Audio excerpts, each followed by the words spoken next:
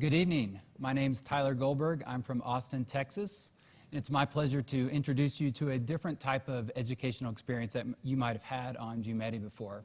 Tonight we're going to talk education, and we're going to introduce a Swiss company to you that I hope many of you have heard of before.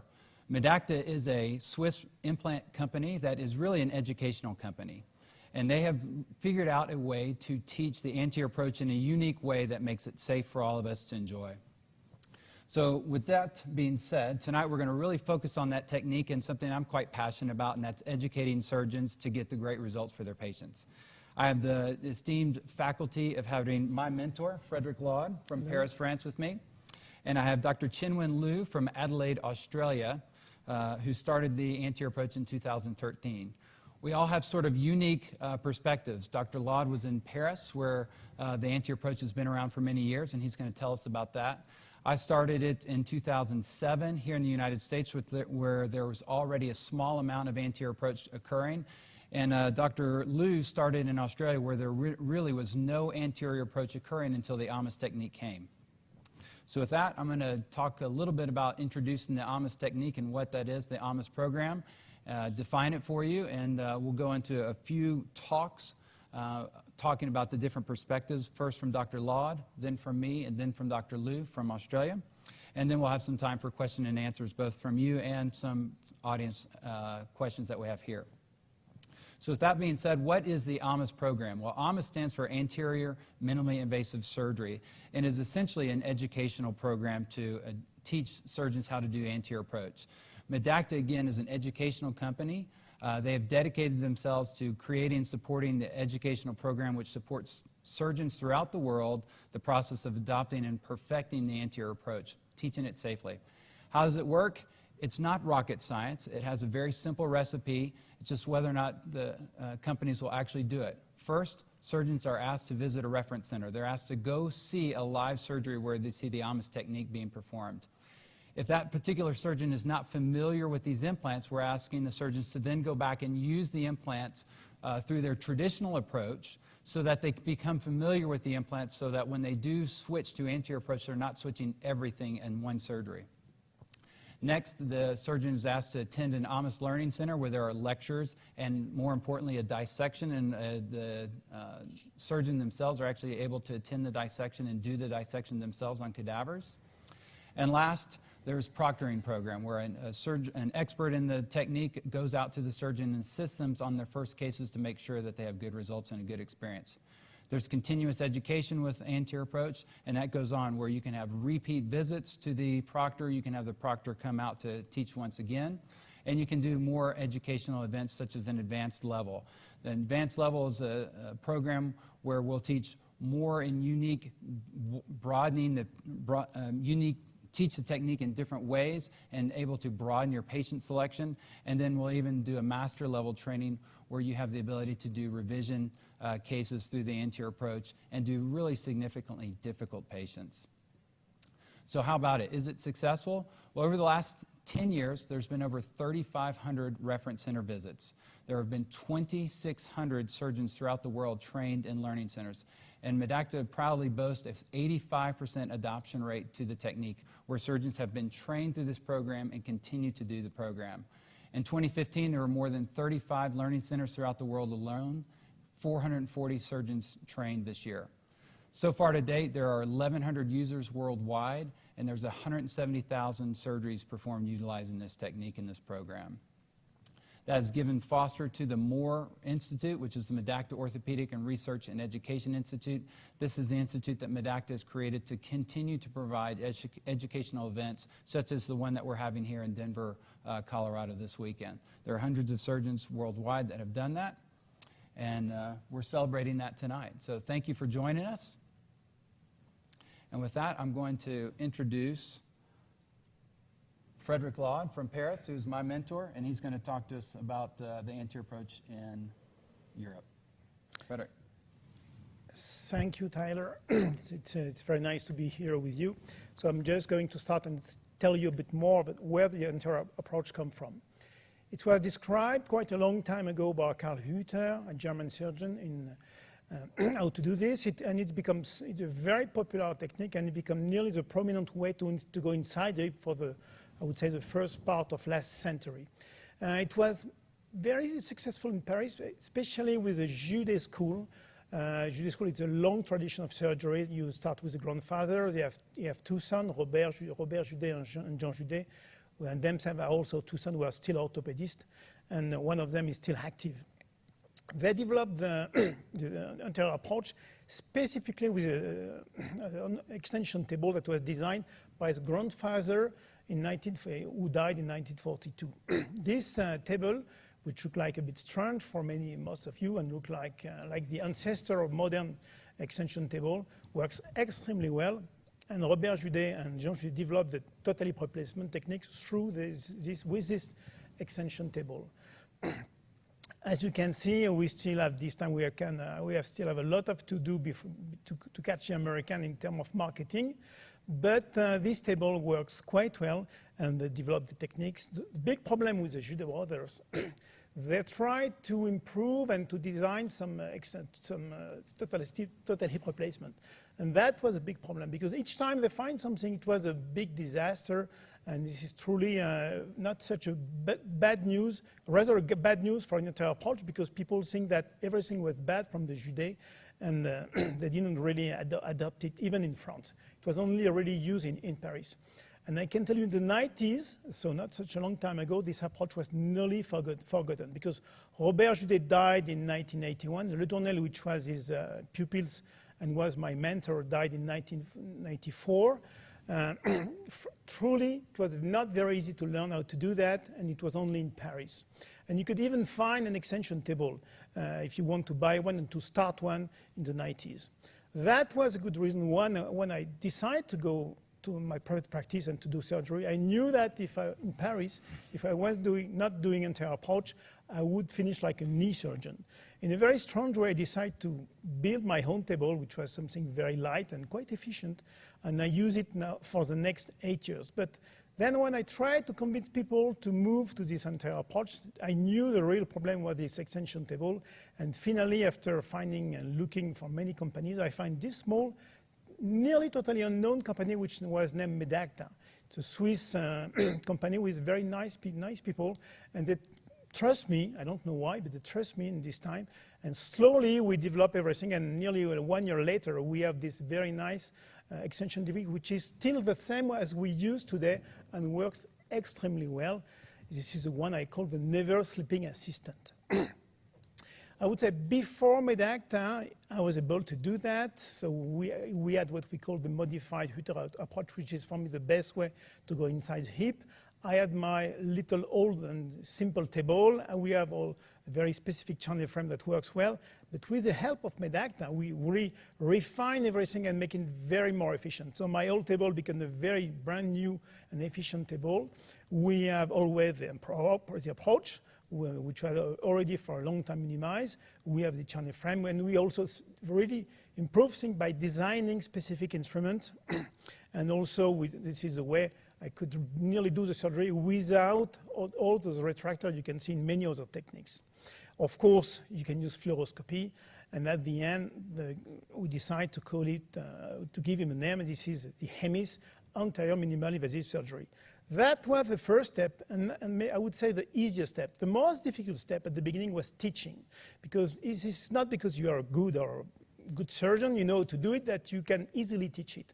And at the beginning, it was very easy. People just visit me, they try to see what I was doing, they have the feeling they understood, they go home, and that was a disaster, because in fact, you don't especially learn something even if you do 2 or 3 cases. It's more difficult than that.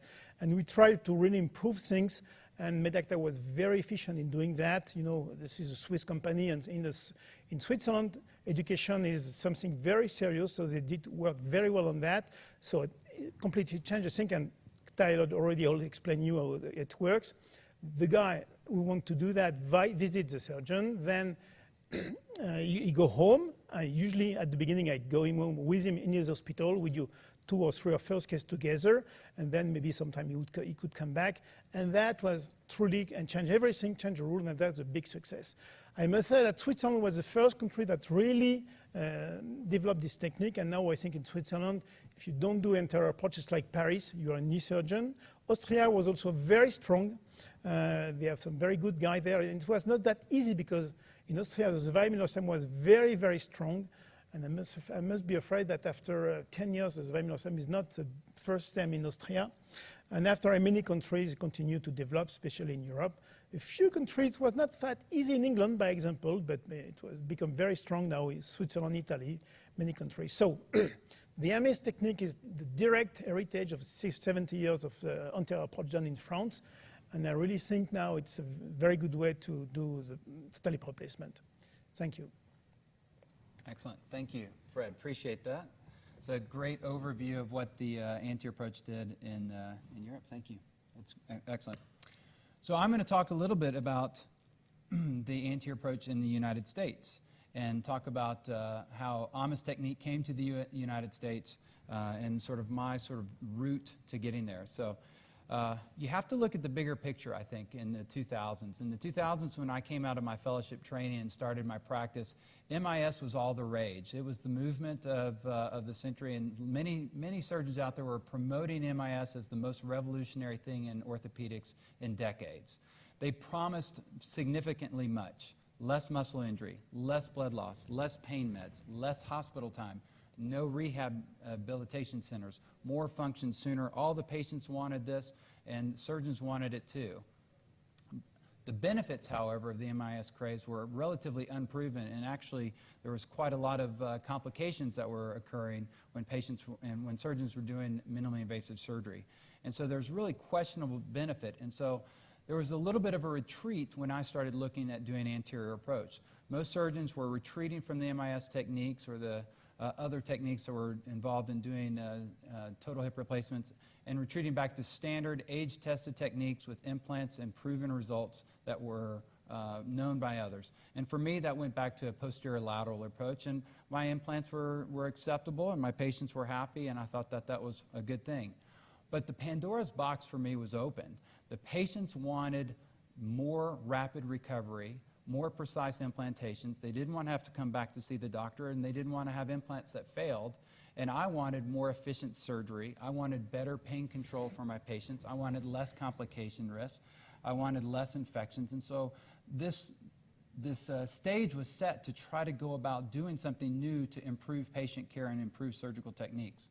Well, in orthopedics, we really only have 3 things, in my opinion, that we can change when we're looking to improve our techniques or our procedures. 1 is the instruments, 2 is the implants, and 3 is the techniques. Well, if you look at the instruments, they really haven't changed that much since the 1990s. Our implants haven't really changed so much since the 1990s. We've had a few little developmental improvements in our bearing surfaces, but really the implants haven't changed so much. So for me, it was looking at the technique and what technique would get me to this end of the rainbow, this pot of gold at the end of the rainbow to improve my technique. My journey started in 2007. In the United States in 2007, if you wanted to do anterior approach, you went through this gentleman right here. This is Joel Mata.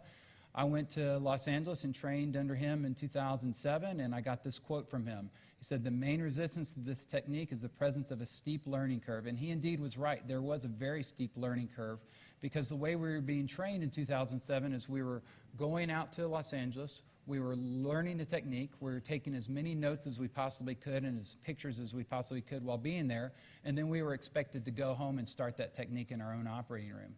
I did that, went out to his operating room, came back, started doing my own cases, trying to reproduce exactly what I saw, but I was not really able to reproduce it.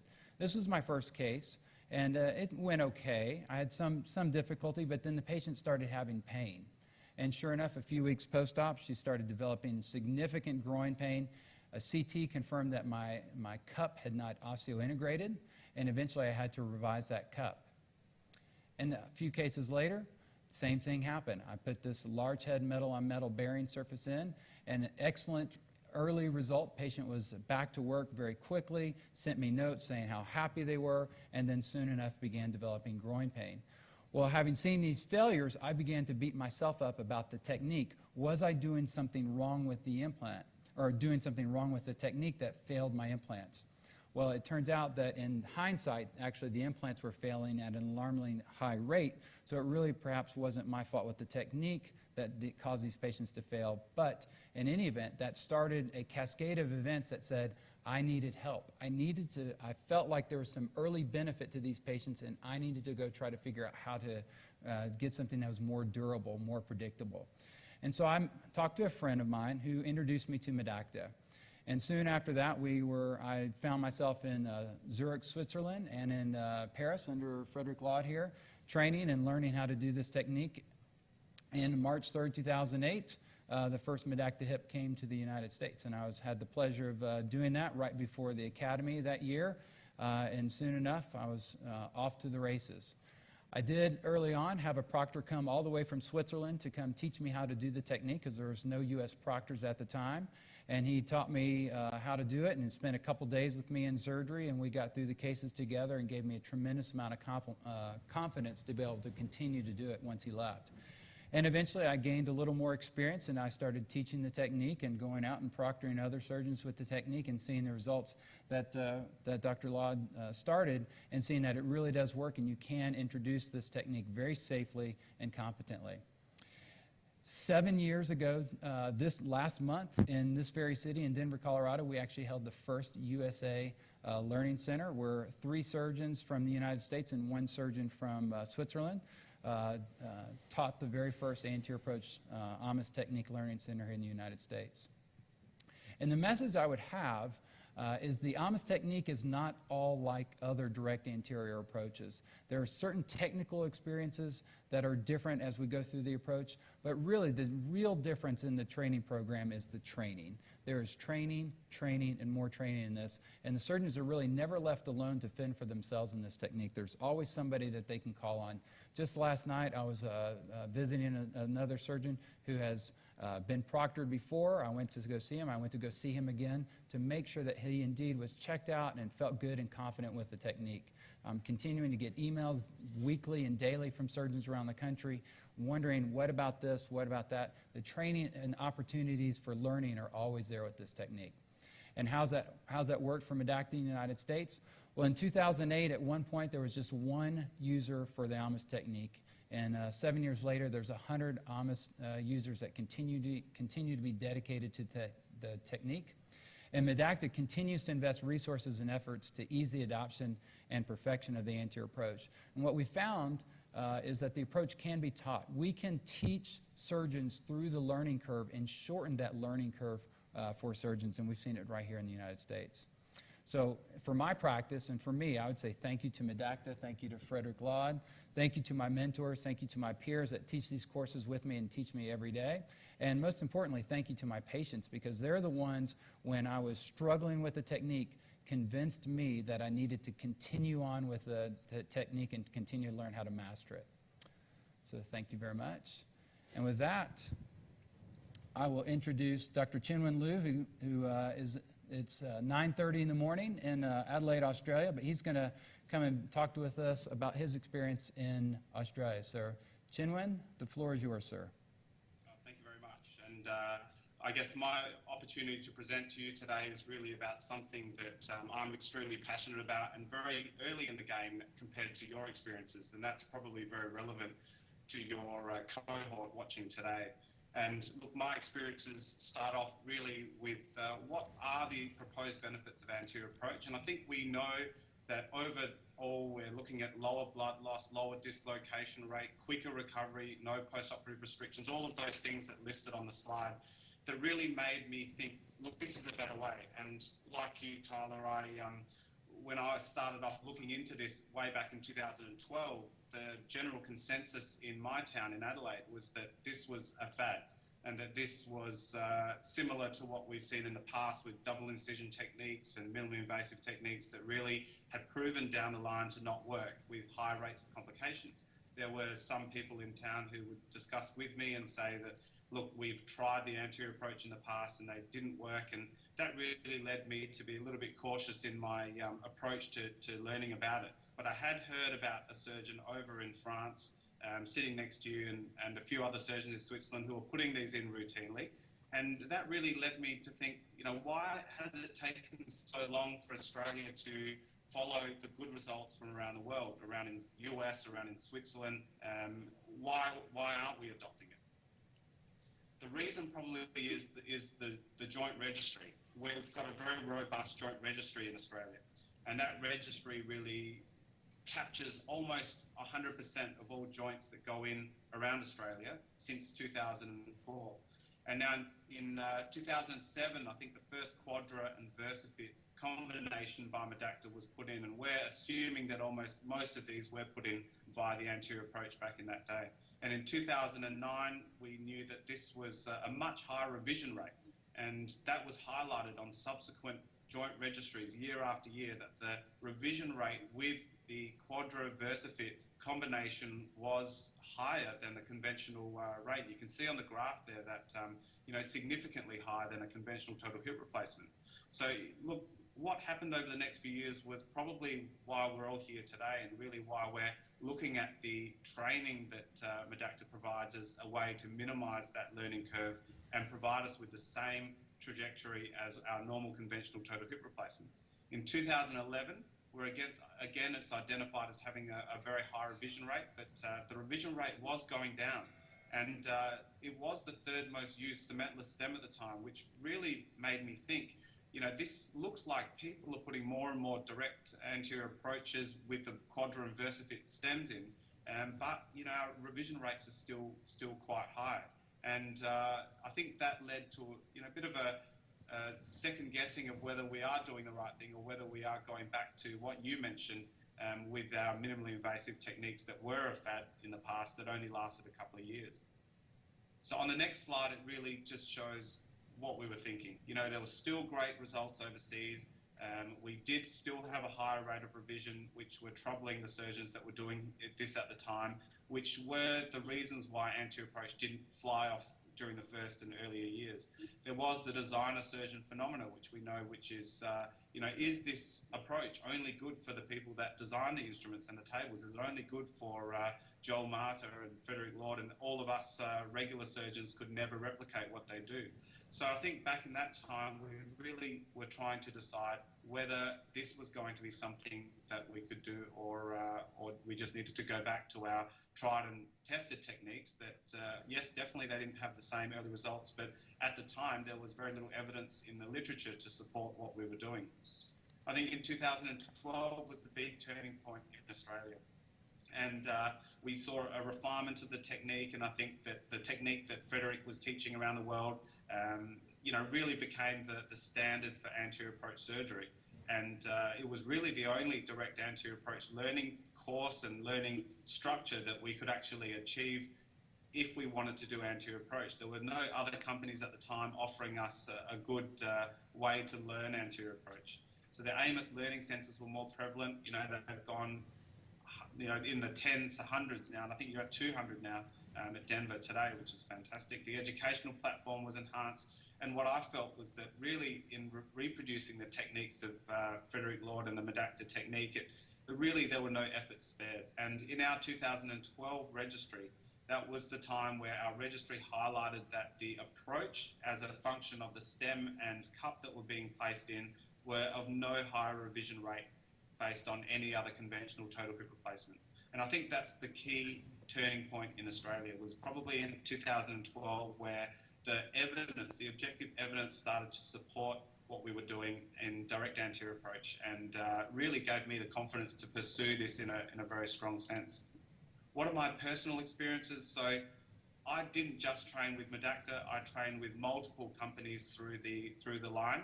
I looked at every technique available to us for anterior approach, whether we do it on the traction table, off the traction table, whether we use X-ray, carbon fibre tables, whether we do half of it on traction table and then get an assistant to hold the other half.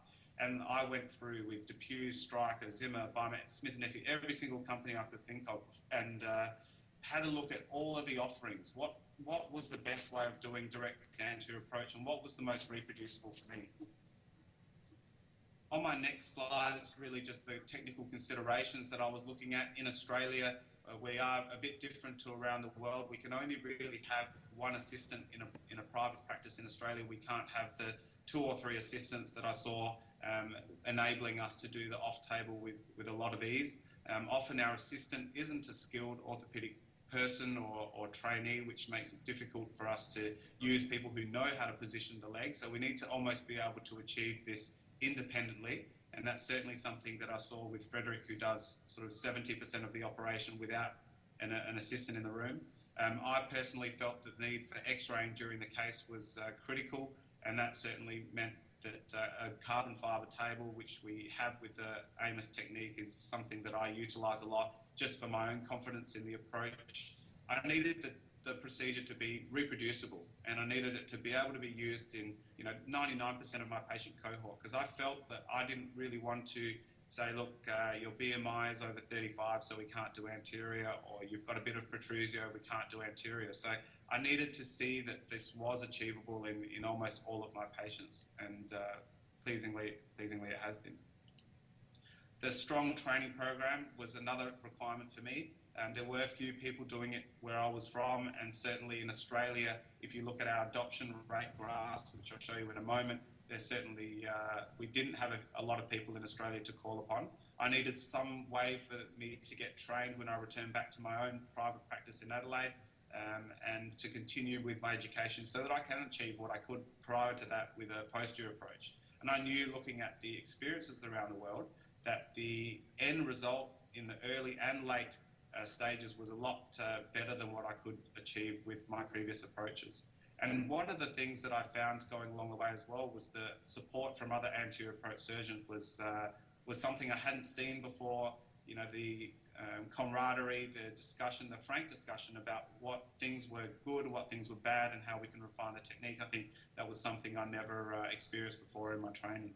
So at the end of the day, I knew I could actually probably achieve, as you did, the direct anterior approach on my own. I thought that if I did do that on my own without the appropriate training, I certainly would have the same learning curve casualties as what we've seen in the previous graphs from back in the early adoption phase. At the end of all of my experiences, I think I found that bringing the anterior approach into my practice was the safest way, was offered to me by Medacta, and that's where I was. So who did I train with? I trained with pretty much all of the people that I know to speak about anterior approach, some of the world leaders in discussion of that. I trained with Frederick, I trained through Switzerland. On the right of the screen there, you can see Craig, who's probably with you at the Learning Centre, who's from Denver, Colorado. That's my last visit. It just really doesn't stop with the training with these guys. And if you look at the literature, these are the people that are publishing, these are the people that are at the forefront of training. And I was very lucky and honoured to train with these guys through my training, which is a real testament to, I think, the training program. In Australia in 2015, if we look at the table, with the adoption rates, really, we can see that back in 2003, yes, we really didn't have any Medacta on the scene, which is understandable. But since 2008, I don't have the numbers here, but you can see how fast Quadra, which is really anterior approach via this technique, is increasing over time. And anterior approach in Australia is the fastest growing approach in the country, and it's certainly showing very good results now that we're back online with, or even better in some respects than the conventional replacements. Again, the next slide just shows how we're positioned with the quadrastem over Australia in 2014, with all hip replacements placed in Australia. Certainly Exeter's right up there at the top, as it has been for decades, but it certainly looks like Quadra's catching up at a pretty fast rate. And the only way that can happen is with the safe adoption of the technique. There is no way we can actually improve the numbers without having a safe learning curve.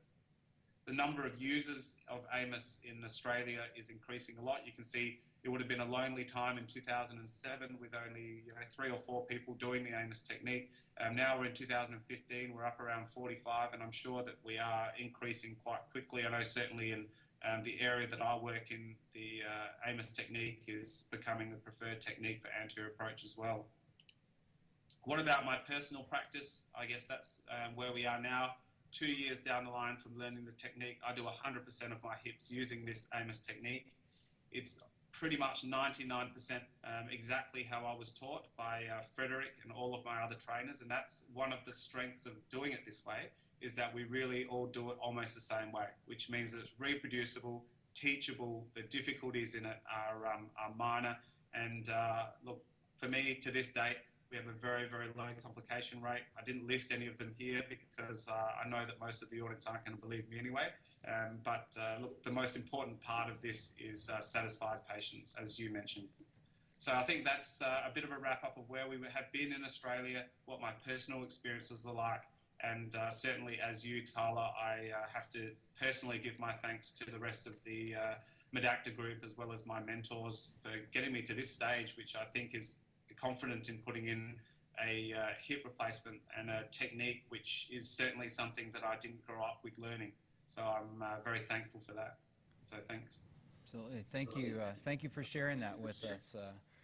Really quite invigorating to see the adoption of the technique and the growth in Australia. Very, very, very cool.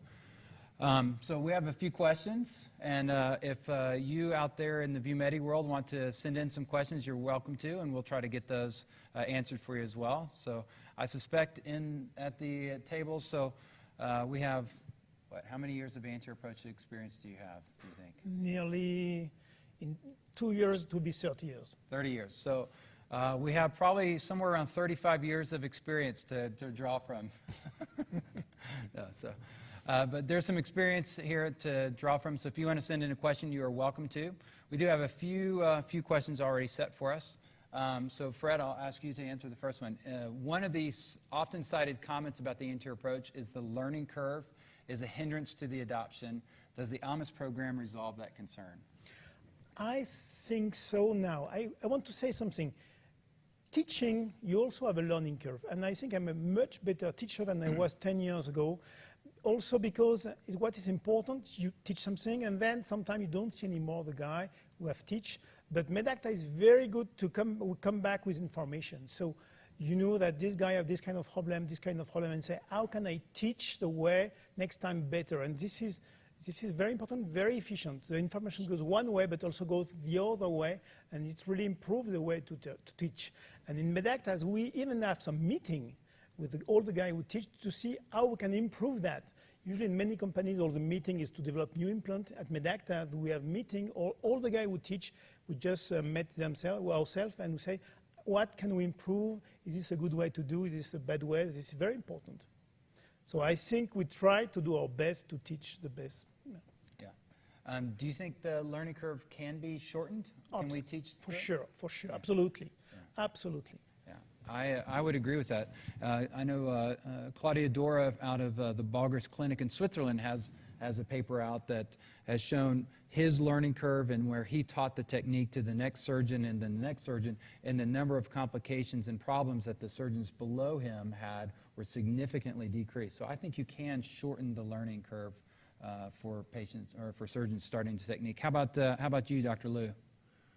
Look, I think I couldn't imagine even doing the approach without the appropriate training. And I think that from our perspective in my own personal practice is that our complication rates are extremely comparable to picking up and doing what I was doing at the end of my training with posterior approach. So I think that our complication rates are no different as they were prior to me starting anterior approach, now that I've gone through so much training. And I think that's the key for me, is that learning curve. Yes, certainly I'm probably faster now than I was at doing the surgery, but we're still not seeing the same learning curve issues that were in the literature in the early days. Right. What is the expected learning curve as far as number of cases, do you think? I think it's often cited in Australia as a learning curve is about 40 hips, and getting to that stage, you become comfortable with doing them. I think after training, certainly it's very variable, and as you know, that some surgeons will pick it up very quickly, some will be a bit slower, but I think 30-40 hips is probably a good point where you're very comfortable doing things by yourself. I would say that the more training you do, the more people you see, that will certainly get shorter, and I would say that if I didn't have the training, that I'd probably still be in the learning curve now. Got it. How about you, Fred? I think maybe after 10, you feel confident. What you will make better between 10 and 50, you become faster. And if at the beginning you need 90 minutes, after around 50 cases, probably you go back to 50, 45 minutes, so it's regular time. This is, at the first part of the learning curve, you learn how to manage everything, and then you slowly become faster. Right. But I would say after 10 cases, you should start to be confident. Right. I think that learning curves are very surgeon dependent.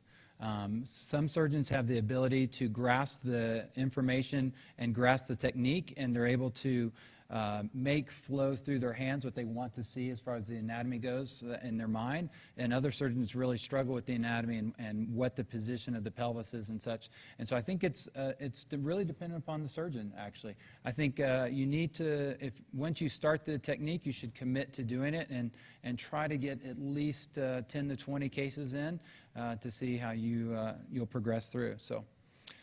How about the numerous educational opportunities for surgeons to learn the approach? It's nearly possible to visit a course every weekend in the United States. In fact, last weekend I was teaching a course in Houston.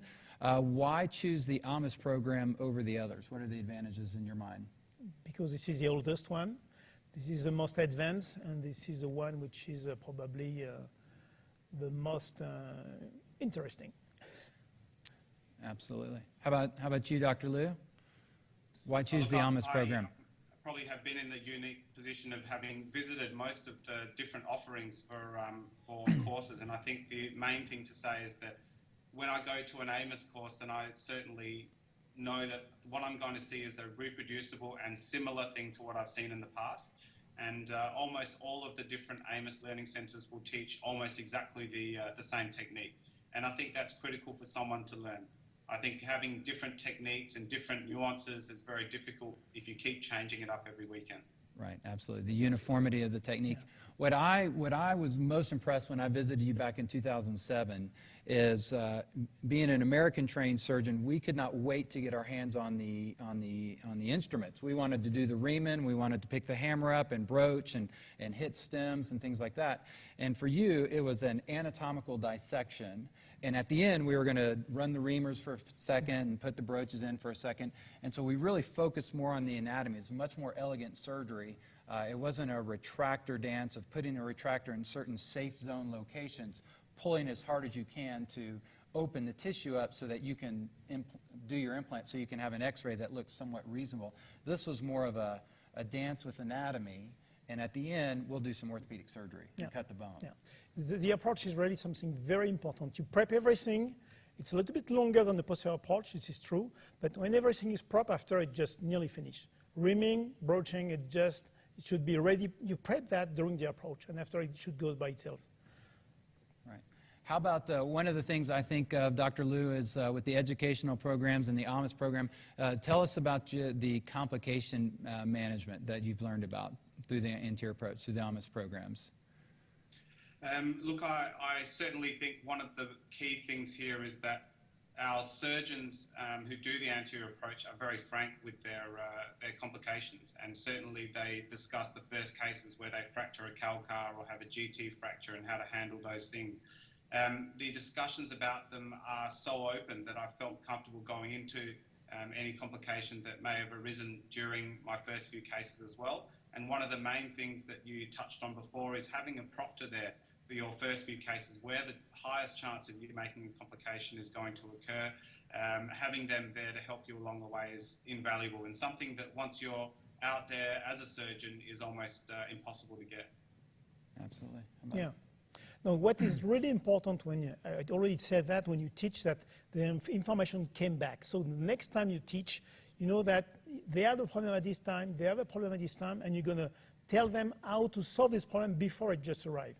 That's the best prevention by teaching. That's very important. Absolutely.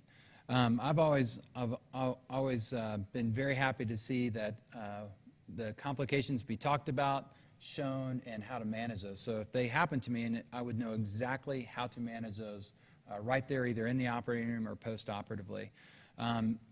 Is the AMIS technique a very instrument-heavy technique Is it dependent significantly on the instruments as far as the anterior approach? I would say yes. I think it's quite different from what you have done through the posterior approach. By example, the retractor, nearly nothing in the anterior approach. It just that you don't use them if you use the AMIS way.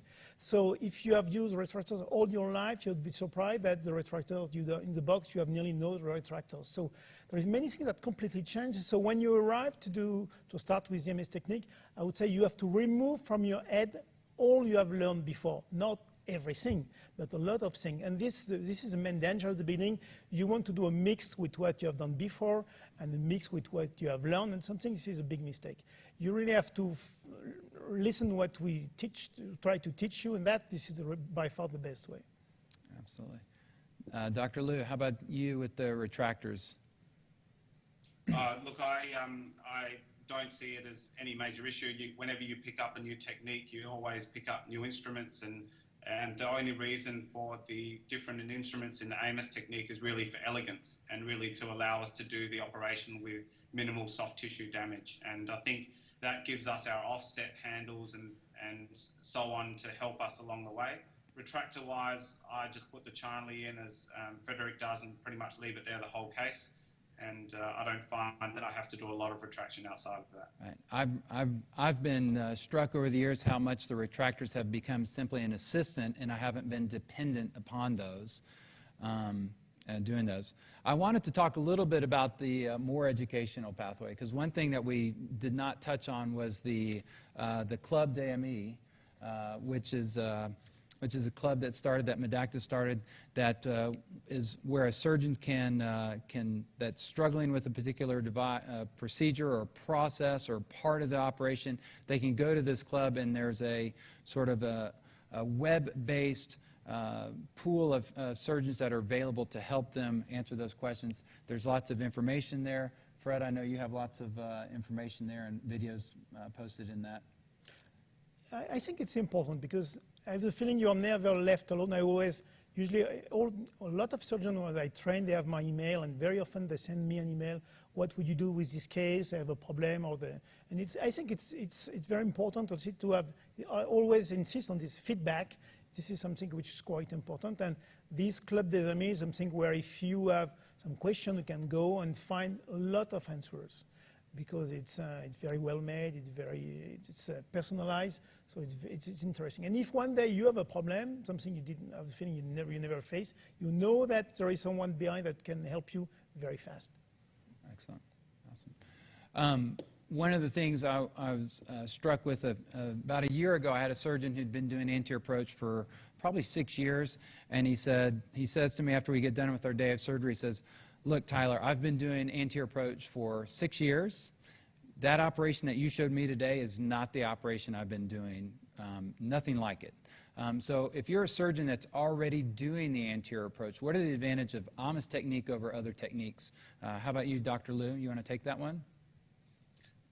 Look, I haven't had a lot of experience with anterior approach outside of the AMIS technique and what I've seen from various courses around the world and those techniques, but I certainly know that the elegance of it is certainly something that struck me as the difference between what AMIS is and what the other techniques are, and certainly, the damage to the tissue is less. As you mentioned, the retraction seems less, and it is a very elegant procedure. So all I can say is, the AMIS technique for me was the most logical step to take. Got it. Yeah, I would say two things. I would say many people try to promote the technique without the table. And if you don't have the table, you have to use retractors. And retractors is not a good friend in the anterior approach. You really have a lot of muscle around the rectus, the tensor, the minimus. If you use too much retractors, because you don't have the table, you may damage them. And I have seen some cases where the anterior approach tableless, which are really not the way I want to do that. You have to understand that with the table, you can really do some movement that are just impossible without the table. By example, you can do traction and external rotation. You cannot do that without the table. So you have to place retractor inside, retractor push, but the retractor push exactly in the middle of the muscle, very close to the bone. So this is not, for me, the good way to do that. The table gives you the possibility to move very slowly and very precisely the bone in the good position without damaging the soft tissue. And if you do it well, you really don't damage at all the soft tissue. And that's, this is, for me, the big difference. The more you will be efficient doing the entire approach, you just, at the end, you realize you don't need any more retractors. This means you have a certain level.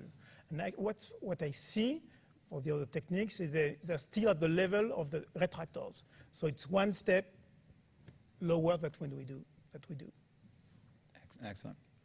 So let's switch gears a little bit and talk about perhaps the best part of the AMIS program, and that's the proctoring.